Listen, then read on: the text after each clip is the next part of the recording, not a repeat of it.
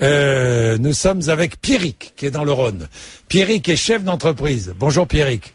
Bonjour Jean-Jacques. Vous allez bien mon cher Pierrick? Mais écoutez, ça va. Je voudrais revenir sur une avancée significative du droit du travail français.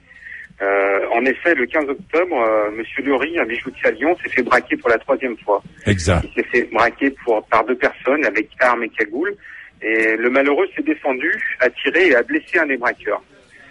Il a passé 36 heures en garde à vue. Et à la suite de cette garde à vue, il a été mis en examen pour violence volontaire avec arme, ayant entraîné une ITT de plus de 8 jours. Je dis bien une ITT, interruption temporaire de travail. Donc le braqueur est donc devenu un métier reconnu par la justice française. Alors, suite à ça, moi, professionnel de la bijouterie, je demande donc que les braqueurs se déclarent à la Chambre des métiers, qu'ils paient leurs charges sociales, qu'ils déclarent leurs bénéfices, qu'ils soient assujettis à l'impôt société.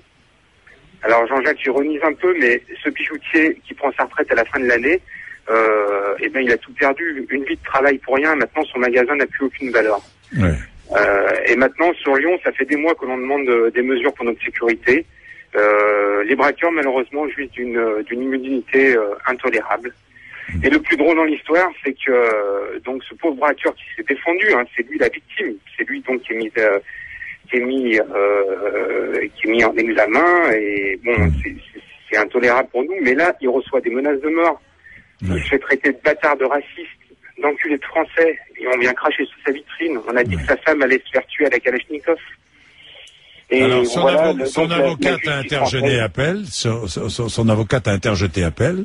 On va voir ce que ça va donner. Et il crie sa colère. Il dit, dans cette affaire, c'est moi la victime. Je me suis retrouvé dans mon magasin face à des types armés. Oui, j'ai tiré, mais pour sauver ma peau, je ne cesserai jamais de le répéter. Oui, j'en ai blessé un, mais il pointait une arme sur moi. Au moment où les gars cagoulés sont entrés, j'ai entendu une détonation. Ce sont eux qui ont tiré en premier.